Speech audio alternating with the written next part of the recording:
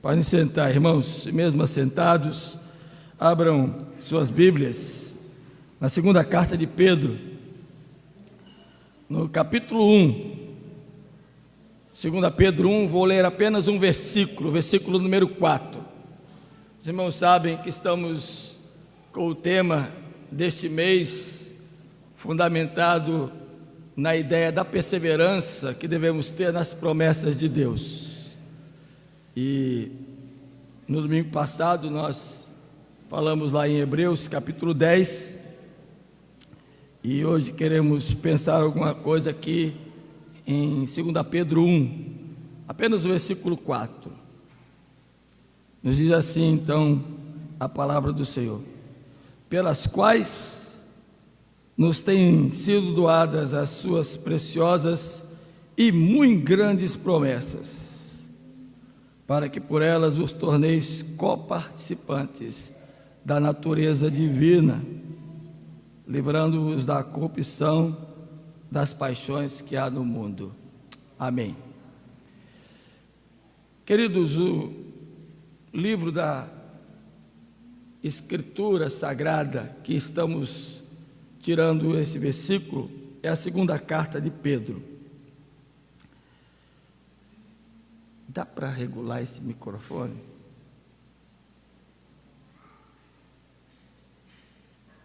Mais baixo um pouco, microfonia me incomoda.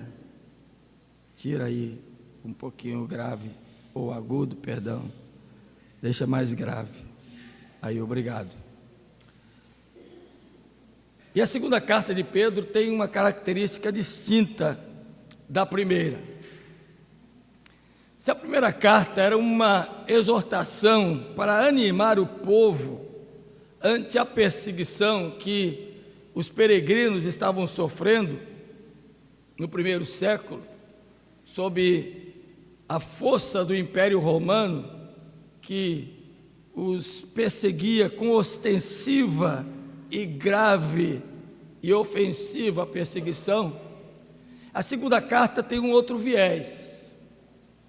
Para os mesmos cristãos que estavam peregrinos, agora Pedro escreve esta carta para adverti-los a respeito de falsos mestres e falsos ensinos. E a preocupação que Pedro traz quando escreve esta carta é porque esses falsos mestres e falsos ensinos não estavam como a perseguição de Roma, de fora para dentro, tentando minar a fé e a esperança daqueles crentes.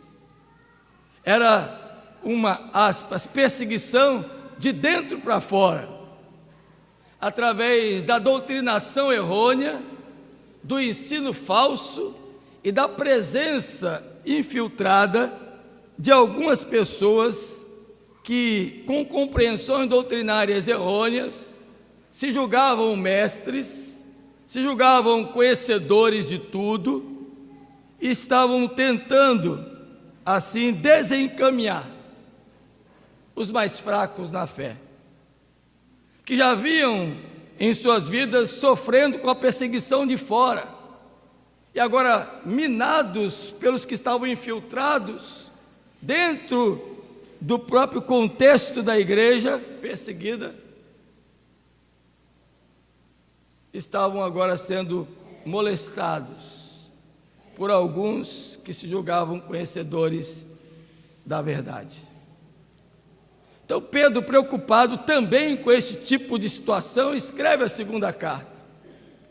E é interessante a gente pensar algumas coisas, porque esta carta tem em outros traços de preocupação de Pedro o fortalecimento da fé desses queridos irmãos, para não se deixarem levar por esses infiltrados, para que pudessem firmassem no conhecimento de Deus e em suas promessas desenvolverem a sua fé. Inclusive o versículo central desta carta está lá no capítulo 3, versículo 17, versículo 18. Olha aí o que diz Pedro: antes crescei na graça e no conhecimento de nosso Senhor e Salvador Jesus Cristo. A Ele seja a glória tanto agora como no dia eterno. Pedro está dizendo, agora diante dessas perseguições de Roma, agora diante desses infiltrados falsos mestres e suas falsas doutrinas, vocês têm que, antes de qualquer coisa, crescer na graça e no conhecimento de Cristo Jesus, porque o dia está se aproximando, está chegando a hora. Não se permitam levar, não se permitam ser tomados por aquilo que vai lhes enfraquecer, lhes molestar, lhes distanciar da verdade única que estão contidas essas verdades da palavra de Deus. Aí vem o versículo 4 que lemos nesta manhã, pelas quais nos têm sido doadas. A palavra para doar aqui é a palavra para graça. Nós não merecemos nenhum presente, nenhum favor de Deus, mas em Cristo Jesus Ele nos doou coisas que nos dão méritos, para não deixarmos nos levar por falsas promessas, por falsos ensinos, por falsas doutrinas. E Ele diz mais, que essas promessas são grandiosas. E eu disse aqui na semana passada, é impossível darmos um cálculo de quantas promessas existem na Bíblia para nós, mas se nós nos guardarmos numa única delas, nos será suficiente para todas as demais. É que Deus prometeu nos enviar o seu Filho lá no Éden, quando da queda em Adão, e os profetas confirmaram isso, e na plenitude dos tempos Ele chegou, foi cumprida essa promessa, e Ele veio para nos resgatar e nos livrar da condenação eterna. Se tivermos isso em mente, queridos, nós vamos trabalhar muito melhor as demais promessas de Deus para nossas vidas. E o que Pedro então está querendo trazer para mim e para você? Que além de elas serem preciosas, essas promessas que Deus nos deu, elas são também promessas preciosas, grandiosas, mas elas nos fazem participar da natureza de Deus. Já pensou isso, meu irmão? Que a natureza de Deus está em você, que você não é somente imagem e semelhança de Deus, mas Deus lhe deu a natureza divina, a natureza que é dele. Isso só é possível por causa do novo nascimento, por causa do que Deus lhe deu com a salvação em Cristo Jesus. Pensando nisto, então, Pedro escreve esta carta para que esses irmãos, firmados nessas promessas preciosas e grandiosas, de participantes da natureza divina, ele nos traz algumas lições pelas quais nós devemos abraçar como promessa de Deus para mim e para você. A primeira delas é que nós avaliemos o nosso crescimento espiritual. Como tem sido o desenvolvimento do conhecimento da pessoa bendita de Jesus em nossa vida, em sua graça? O que temos feito das promessas que Deus tem nos dado para que desenvolvamos a nossa fé? O que temos aproveitado dos meios e recursos espirituais que Deus tem nos dado para que cresçamos espiritualmente? Ou vamos ser eternos, infantes, juvenis da fé? Onde está a nossa maturidade espiritual? Vamos ver eternamente como meninos, sendo levados por todo o vento de doutrina, sendo embirrados por qualquer besteirinha. Você já foi criança, sabe o que eu estou falando? Os rapazes aqui já foram meninos que foram para o baba? E lá no baba, o dono da bola já tem a vaga garantida. Ele é o dono da bola. A bola é dele, então a vaga dele é garantida. Mas você é preterido pelo coleguinha que está dividindo no baba, fica de fora. Fica embirrado. Ou as meninas brincando de boneca, que a outra amiguinha vem, chega uma outra com a boneca, mas ela gosta da boneca daquela amiguinha, a amiguinha divide com ela, mas não divide com a terceira, fica embirrada. Já notou que criança se embirra rapidamente, mas o bom da criança é que ela desembirra rapidamente também. Agora, o pior de tudo é o crente infantil, que embirra por besteira e continua embirrado, e contagia outros. Isso é grave, isso é imaturidade espiritual. É gente que não está crescendo na graça e no conhecimento de Cristo Jesus, que é uma promessa preciosa de Deus para mim e para você, o desenvolvimento da nossa fé, a maturidade espiritual. E Pedro é claro quando fala aqui sobre isso, e algumas verdades ele nos traz sobre esse conhecimento. Primeiro, que eu preciso entender a fé cristã e chegar a saber e a viver essa fé cristã com maturidade, com segurança. Segundo, que eu preciso me aprofundar mais e mais nos valores da fé.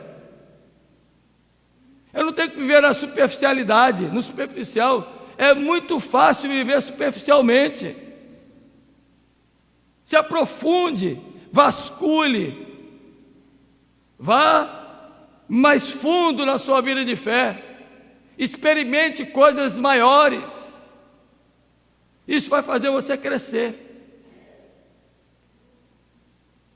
Às vezes, queridos, a gente perde muito tempo, gasta muita energia discutindo o que não precisa ser discutido. A gente despende muito esforço psíquico, emocional com o que não precisa ser desenvolvido. Nós temos que desenvolver a nossa maturidade espiritual. Terceiro, é preciso entender quais são as coisas certas que agradam a Deus. O que Pedro está querendo trazer para nós entendermos o que agrada a Deus? Pense aqui comigo algumas coisas nesta manhã, o que Pedro quer nos ensinar. Ele nos chama, como eu disse, para que a gente fique com a acuidade acentuada quanto aos falsos ensinos, quanto à infiltração do que não é bom e que tem trazido uma infantilidade à nossa fé. E a promessa de Deus é o contrário, que a gente cresça na graça e no conhecimento dele, amadureça na nossa fé, desenvolva os valores que agradam a Deus. Algumas coisas Pedro nos traz aí, agora eu convido você a pensar comigo. Versículo número 1, veja só. Simão Pedro, servo e apóstolo de Jesus Cristo, aos que conosco obtiveram fé, igualmente preciosa, versículo 1 do capítulo 1 de 2 Pedro, na justiça do nosso Deus e Salvador Jesus Cristo, graça e paz vos sejam multiplicadas no pleno conhecimento de Deus e de Jesus nosso Senhor.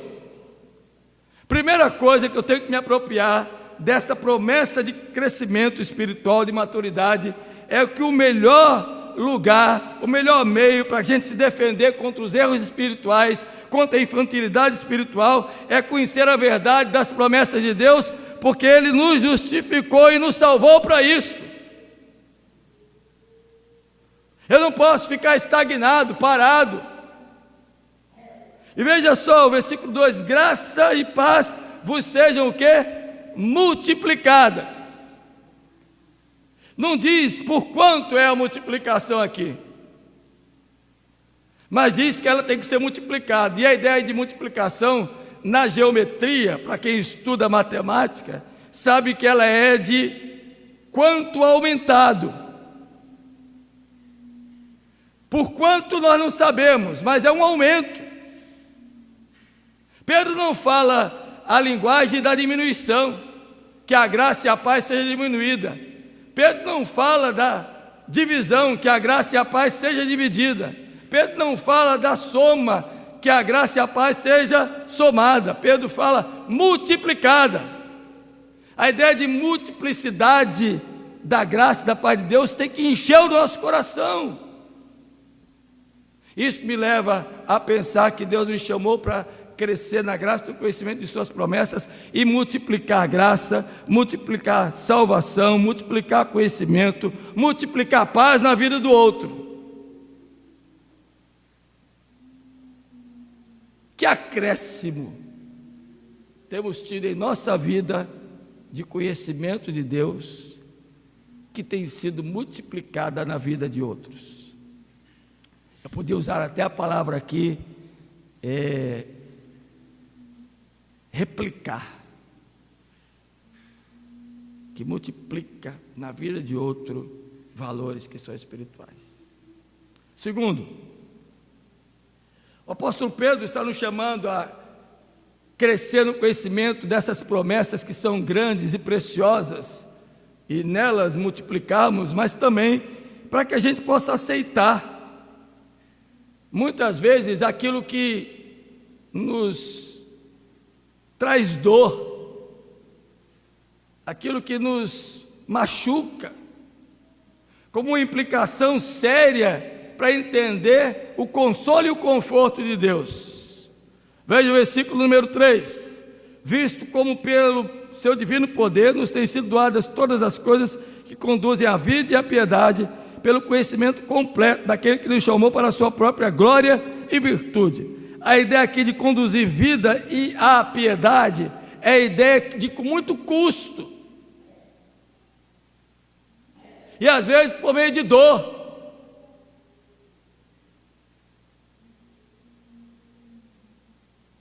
Você já parou para pensar que às vezes aquelas coisas que não lhe são aparentemente boas é onde Deus está querendo trabalhar na sua vida, para que você seja mais virtuoso, para que você tenha mais virtudes em sua vida espiritual e maturação, para viver as promessas de Deus com mais virtude em seu viver?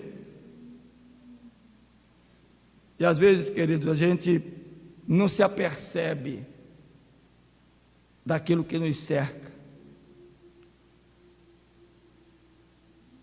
É tendência nossa, é da nossa natureza, ninguém gosta de sentir dor.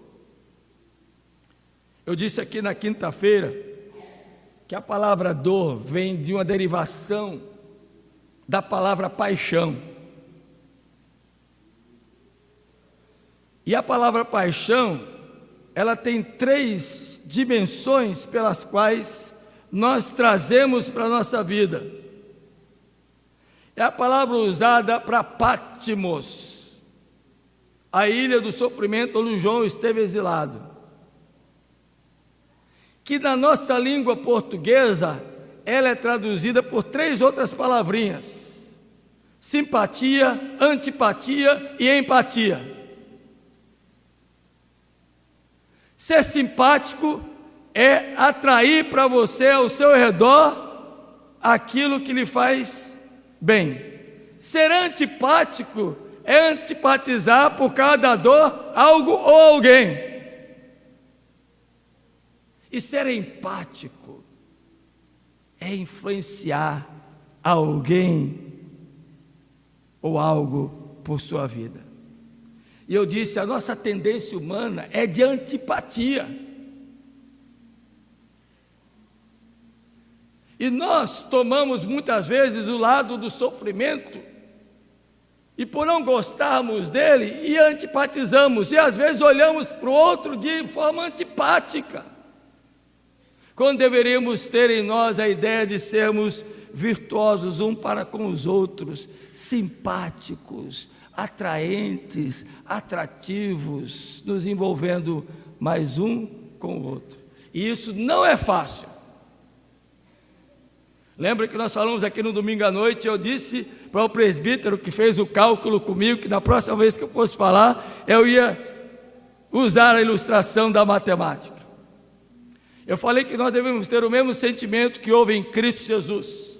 E o sentimento que houve em Cristo Jesus foi de dor e de paixão por nós, ao ponto de ter suado sangue lá no Getsemane quando orava. Não foi fácil para Jesus. E eu disse, o que é esforço? E ele disse, na matemática, o esforço é a medida igual ou proporcional da mesma força contrária para que traga equilíbrio. Não é assim na matemática? Eu aprendi. Então, falei certo.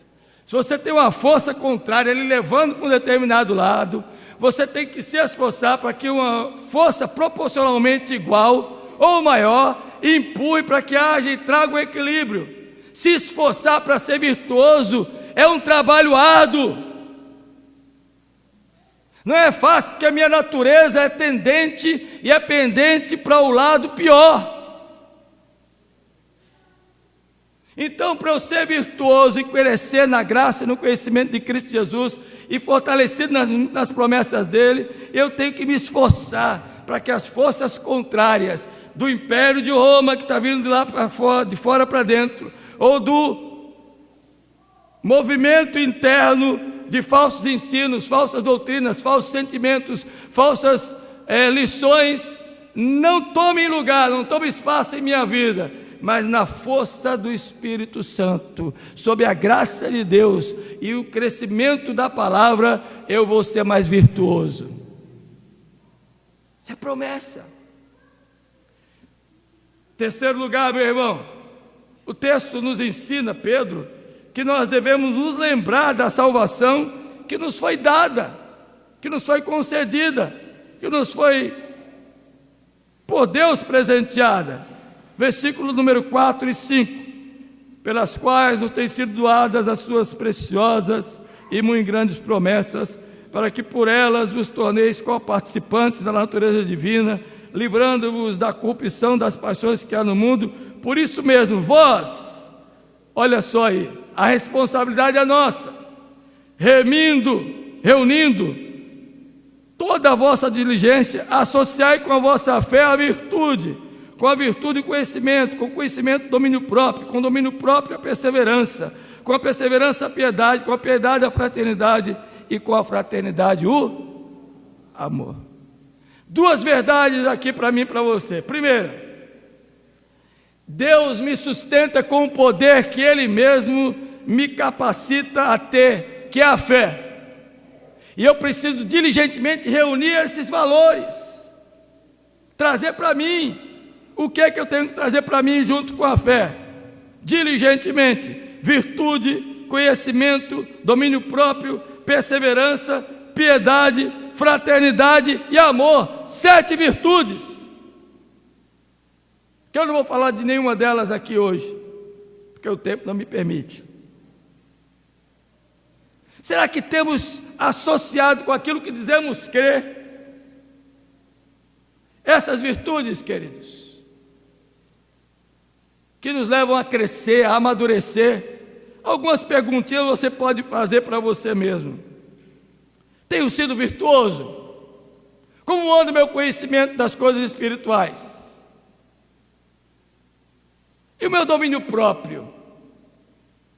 Onde anda o meu autocontrole? Minha perseverança, será que tem sido de fato acentuada? E a minha piedade? Você sabe o que é piedade? Vem de pio. Pio é o contrário de ímpio. É ser crente, piedoso, que lê as Escrituras, que ora, que testemunha, que teme a Deus.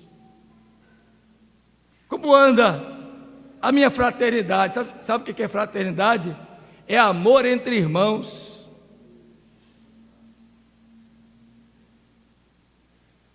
E ele termina com o amor, e aqui ele usa o outro termo para amor, o amor sacrificial. Gente, não é fácil amar não, só é fácil lá em Hollywood. Hollywood é fácil, né? E aí mesmo assim, quando faz aqueles filmes românticos, diz o nome de um aí.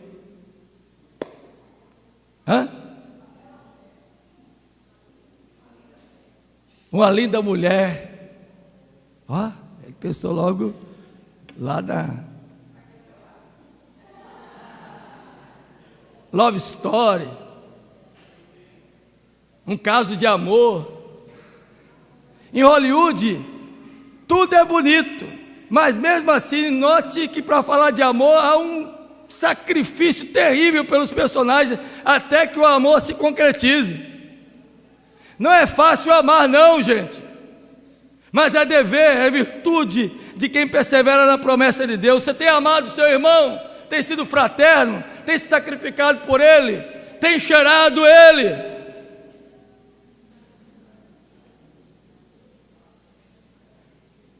Tem abraçado. Isso traz crescimento.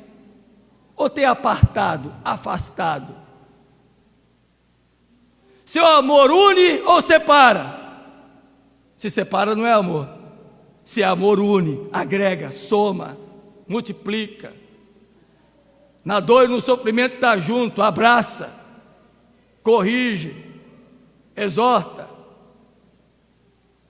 Promessa de Deus, gente, para mim e para você. E por fim,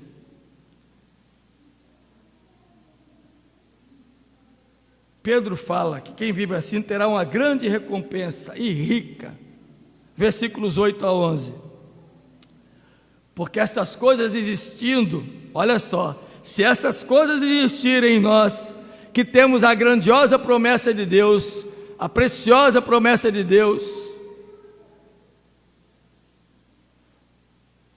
pois essas coisas existirem em vós e em vós aumentando, fazem com que não sejais nem inativos, nem infrutuosos no pleno conhecimento do nosso Senhor Jesus Cristo. Pois aquele a quem estas coisas não estão presentes é cego, vendo só o que está perto, esquecido da purificação dos seus pecados de outrora. Por isso, irmãos, procurai com diligência cada vez maior confirmar a vossa vocação e eleição, porquanto procedendo assim, não tropeçareis em tempo algum, pois desta maneira é que vos será amplamente suprida a entrada no reino eterno de nosso Senhor e Salvador Jesus Cristo. Amém. É na conversão, queridos, dos crentes, como novas criaturas que são, e em razão dela, por meio de Cristo Jesus, que são chamados a participar das mesmas virtudes e a desenvolverem elas um para com os outros. E não é apenas no momento da salvação, não. É no dia a dia, existindo entre nós valores que não podem ser jamais esquecidos. Que Deus nos abençoe. Que a preciosa fé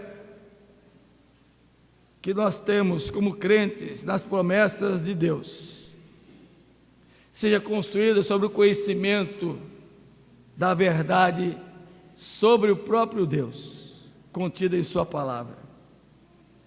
Que a preciosa fé nas promessas de Deus não seja baseada em fatores místicos, mas na verdade objetiva, que revela quem Deus é e quem nós somos, e o que dele precisamos.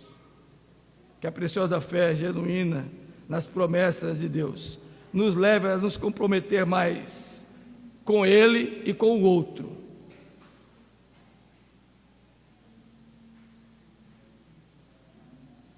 Viver de maneira reverente, que agrade a Deus, viver de maneira leal a Deus, viver de maneira obediente a Deus, nos faz pessoas que usufruem dessas ricas promessas e que maturam a sua fé a cada dia. Gostaria que você, nesta manhã, entendesse que Deus nos dá os recursos para manifestar, para sustentar e para aperfeiçoar o nosso viver na genuína fé das promessas que Ele nos deu. Preciosas, grandes, ricas e abençoadoras. Que seja assim. Que Ele nos ajude. Amém. Vamos ficar de pé.